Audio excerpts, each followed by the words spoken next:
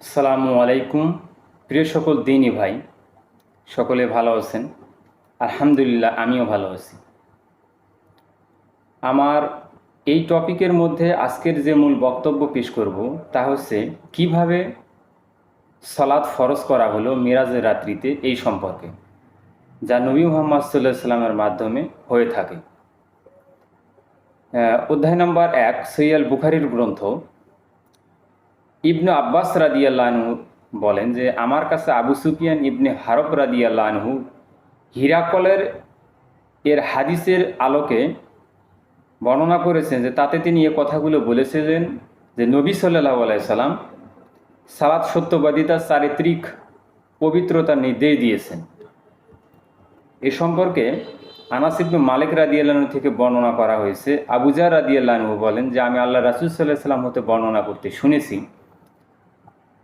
যে তিনি বলেছেন, আমি মক্কা থাকা অবস্থায় আমার গৃহের ছাদ উন্মুক্ত করা হলো। বসবাসরত যে জায়গা, এটা উন্মুক্ত করা হয়, এই সম্পর্কে নবী সাল্লাল্লাহু আলাইহি সাল্লাম বললেন। এরপর জিবরিল আলাইহিস সালাম অবতীর্ণ হয়ে আমার বক্ষ বিদীর্ণ করলেন আর তা জমজমের পানি দ্বারা ধৌত করলেন। অতঃপর হিকমাত ও ইমানের ভর্তি একটি সোনার পাত্র নিয়ে আসলেন এবং তা আমার বুকের মধ্যে ঢেলে দিয়ে বন্ধ করে দিলেন। তারপর তার হাত আমাকে দুনিয়ার আকাশের দিকে নিয়ে চলল। পরে যখন দুনিয়ার আকাশে আসলাম, জিবরিল আলাইহিস সালাম আল্লাহর আসমানের রক্ষককে বললেন যে দরজা খোলো। আসমানের রক্ষক বলল যে সে আপনি? জিবরিল আলাইহিস সালাম বললেন, আমি জিবরিল আলাইহিস সালাম। আকাশের রক্ষক বললেন যে আপনার সঙ্গে কেউ রয়েছে কি? জিবরিল আলাইহিস সালাম বললেন, হ্যাঁ, মুহাম্মদ সাল্লাল্লাহু আলাইহি সাল্লাম রয়েছেন। অতঃপর রক্ষক বললেন, তাকে কি ডাকা হয়েছে? জিবরিল আলাইহিস সালাম বললেন, হ্যাঁ। অতঃপর যখন আমাদের জন্য দুনিয়ার আসমানকে খুলে দেওয়া হলো, আমরা দুনিয়ার আসমানে প্রবেশ করলাম। তখন দেখি সেখানে এমন এক ব্যক্তি উপবিষ্ট, যার ডান পাশে অনেকগুলো মানুষের আকৃতি রয়েছে আর বাম পাশে রয়েছে অনেকগুলো মানুষের আকৃতি। যখন তিনি ডান দিকে তাকাচ্ছে হেসে উঠছেন আর যখন বাম দিকে তাকাচ্ছে কাঁদছেন। অতঃপর তিনি বললেন, স্বাগতম ওহে সত্য নবী এবং সত্য সন্তান। আমি রাসূল সাল্লাল্লাহু আলাইহি সাল্লাম জিবরাইল আলাইহিস সালামকে বললাম, কে এই ব্যক্তি? তিনি জবাব দিলেন, ইনি হচ্ছেন আদম আলাইহিস সালাম আর তার ডানে ও বামে রয়েছে তার সন্তানদের রূহ। তার মধ্যে ডান দিকে লোকেরা জান্নাতি আর বাম দিকে লোকেরা জাহান্নামী। ফলে তিনি যখন ডান দিকে তাকান তখন হাসেন, যখন বাম দিকে তাকান তখন তিনি কাঁদেন। এরপর জিবরাইল আলাইহিস সালাম আমাকে দ্বিতীয় আসমানে উঠালেন। অতঃপর তার রক্ষককে বললেন যে দরজা খোলো এবং সে আসমানের ফেরেশতা দরজা খুললেন। তারপরে রাসূল সাল্লাল্লাহু আলাইহি সাল্লাম বলেন, আবু যর রাদিয়াল্লাহু আনহু উল্লেখ করেন যে তিনি রাসূল সাল্লাল্লাহু আলাইহি সাল্লাম আসমান সময়ে আদম, ইদ্রিস, মুসা, ঈসা এবং ইব্রাহিম আলাইহিস সালামকে দেখতে পান। তিনি আবু যর রাদিয়াল্লাহু আনহুকে তাদের স্থানসমূহ নির্দিষ্টভাবে উল্লেখ করেননি, তবে এতটুকু উল্লেখ করেছেন যে তিনি আদিপিতা আদম আলাইহিস সালামকে দুনিয়ার আকাশে এবং ইব্রাহিম আলাইহিস সালামকে ষষ্ঠ আসমানে পান। আনাস রাদিয়াল্লাহু আনহু বলেন, জিবরাইল আলাইহিস সালাম যখন নবী সাল্লাল্লাহু আলাইহি সাল্লামকে নিয়ে ইদ্রিস আলাইহিস সালামের নিকট গমন করেন, তখন ইদ্রিস আলাইহিস সালাম বলেন, মারহাবা ওহে সত্য ভাই ও পূর্ণবান নবী। আমি রাসূল সাল্লাল্লাহু আলাইহি সাল্লাম বলল যে ইনিকে? তিনি জিবরাইল আলাইহিস সালাম বলেন, ইনি হচ্ছেন ইদ্রিস আলাইহিস সালাম। অতঃপর আমি মূসা আলাইহিস সালামের নিকট অতিক্রম করলাম। মারহাবা, সে সত্য নবী এবং পূর্ণবান ভাই। আমি বললাম, ইনিকে? জিবরাইল আলাইহিস সালাম বললেন, ইনি হচ্ছেন মূসা আলাইহিস সালাম। অতঃপর আমি ঈসা আলাইহিস সালামের নিকট আগমন করলাম। তারপর আবার জিজ্ঞাসা করলাম যে ইনিকে? তিনি বললেন, ইনি হচ্ছেন ঈসা আলাইহিস সালাম।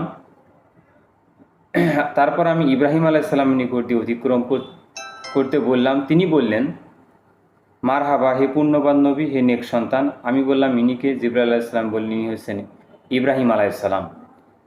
ইবনু শিহাব বলেন যে ইবনু হাজম রাহিমাহুল্লাহ আমাকে সংবাদ দিয়েছেন যে ইবনু আব্বাস, আবু হাব্বা আল নাসা আনসারি উভয়ে বলতেন যে নবী সাল্লাল্লাহু আলাইহি সাল্লাম, তারপর আমাকে আরও উপরে উঠানো হলো এবং এমন এক সমতল স্থানে এসে আমি উপনীত হই যেখানে লেখার শব্দ শুনতে পাই। ইবনু হাজম ও আনাস ইবনু মালিক রাদিয়াল্লাহু আনহু বলেন যে রাসূল সাল্লাল্লাহু আলাইহি সাল্লাম বলেছেন, অতঃপর আল্লাহর আমার উম্মতের উপর 50 ওয়াক্ত সালাত ফরজ করে দেন। অতঃপর তা নিয়ে আমি ফিরে আসি। পথিমধ্যে মুসা আলাইহিস সালামের নিকট শরণাপন্ন হই। তিনি তখন বললেন যে আল্লাহ আপনার উম্মতের উপর কি ফরজ করেছেন? আমি বললাম 50 ওয়াক্ত সালাত ফরজ করেছেন। তিনি বললেন ফিরে যান। ফিরে গেলেন এবং আল্লাহর কাছে কিছু অংশ কমিয়ে দিলেন। আমি মুসা আলাইহিস সালামের নিকট পুনরায় গেলাম, বললেন যে কিছু অংশ কমিয়ে নিয়ে দিয়েছেন। তিনি বললেন আপনি পুনরায় রবের নিকট ফিরে যান, কারণ আপনার উম্মত এটি আদায় করতে পারবে না। আমি ফিরে গেলাম, আবারও কিছু সলাতের অংশ কমিয়ে নিয়ে আসলাম। মুসা আলাইহিস সালামের নিকট তিনি আবারও গেলেন। মুসা আলাইহিস সালাম আবারও বললেন তুমি ফিরে যাও তোমার রবের কাছে। যখন আমি পুনরায় গেলাম তখন এই 5ই নেকির দিক দিয়ে 50 বলে গণ্য হবে। তারপর ওখানে 5 ওয়াক্ত সালাত ফরজ করা হলো। আমি পুনরায় মুসা আলাইহিস সালামকে নিকটে গেলাম। তারপর তিনি বললেন যে প্রতিপালকের নিকট পুনরায় যান। তিনি বললেন যে পুনরায় আমরা প্রতিপালকের নিকট যেতে লজ্জিত বোধ করছি। জিবরাইল আলাইহিস সালাম আমাকে সিদরাতুল মুনতাহা পর্যন্ত নিয়ে গেলেন, আর তখন তা বিভিন্ন রঙের আকৃতি আবৃত ছিল, যার তাৎপর্য আমি অবগত ছিলাম না। অতঃপর আমাকে জান্নাতে প্রবেশ করানো হলো এবং আমি দেখতে পেলাম সেখানে রয়েছে অনেক মুক্তমালা এবং মাটি হচ্ছে কস্তুরী। এটার আরও বিস্তারিত পাবেন সহিহ বুখারী 1636 নম্বর হাদিসে এবং 3342 নম্বর হাদিসে। সহিহ মুসলিমের 1 নম্বর খণ্ড 74 নম্বর হাদিস পৃষ্ঠার হাদিস নম্বর 163। সহিহ আহমদের 21193 নম্বর হাদিস। সিদরাতুল মুনতাহা মানে ঊর্ধ্বাকাশে মালাকগণের চলাচলের সে সীমানায় একটি কুল বৃক্ষ আছে, সেই কুল বৃক্ষটিকে সিদরাতুল মুনতাহা বলা হয়। হাদিসের মান সহিহ। আপনারা এই গাছটি সম্পর্কে যদি না জেনে থাকেন তাহলে ওটা জেনে নেবেন। উম্মুল মুমিনিন আয়েশা রাদিয়াল্লাহু আনহা থেকে বর্ণিত, তিনি বলেন আল্লাহ তাআলা মুকিম অবস্থায় এবং সফরে 2 রাকাত সালাত ফরজ করেছিলেন। পরে সফরের সালাত আগের মতো রাখা হয় আর মুকিম অবস্থায় সালাত বাড়িয়ে দেওয়া হয়।